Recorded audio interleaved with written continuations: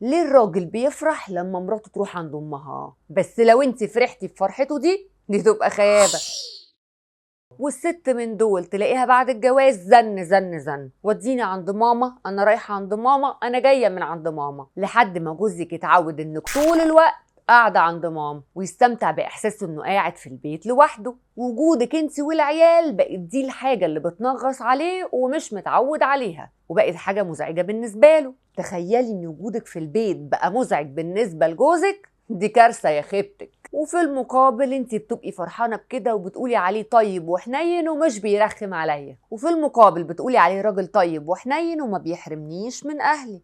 ما هو يا حبيبتي مش يا ابيض صرف يا اسود صرف، يا اما يخليكي تقاطعي اهلك يا اما تبقي عندهم 24 ساعه، مفيش وسط خالص. يا خيبتك انت كده بتعوديه على عدم وجودك واحساس الوحده، اللي مع الوقت بتدخل واحده تانية لما تلاقي السكه دي فاضيه وتملى له فراغه، وبتخلي دماغه وعينيه متعوده انك مش قاعده قدامه ولا بتلبي له ابسط احتياجاته، وبياكل من بره وبيتفرج على التلفزيون لوحده، وابسط الامور بيعملها لوحده. فانت بقيتي فين في حياته يا خيبتك؟ الست الناصحه من دول اللي تعرف تخلي جوزها يتعلق بيها وطول الوقت شبطان في ديلها وعايز يبقى معاها 24 ساعه، يخلص شغله ويجري رهوان على بيته عشان يشوف مراته اللي وحشاه. انما الخايبه اللي تحسس جوزها ان هي هم ما يتلم وما بيصدق يخلص منها، وطول الوقت زن زن زن، ماما ماما ماما، وكأنك طفل ولسه ما اتفطمتيش، لحد ما بتوصلي جوزك لمرحلة انه ما بيصدق يخلص منك ويقولك روحي عند ماما وخلاص براحتك انا بعرف اتصرف. هو هنا مش عايزك براحتك ولا مبسوط ان هو يتصرف لوحده،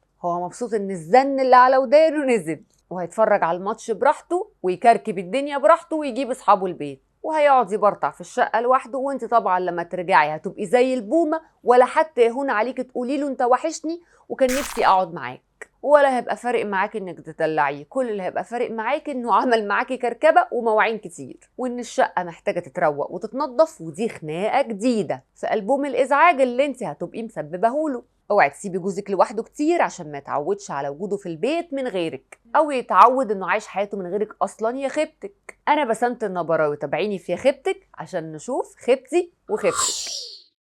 وابسط الامور اليوميه البسيطه وابسط الامور البسيطه، او يتعود انه عايش من غيره اصلا، او يتعود انه عايش حياته من غيرك اصلا يا خيبتك. وفي المقابل بتقولي عليه راجل طيب وحنين وما بيحرمنيش من اهلي.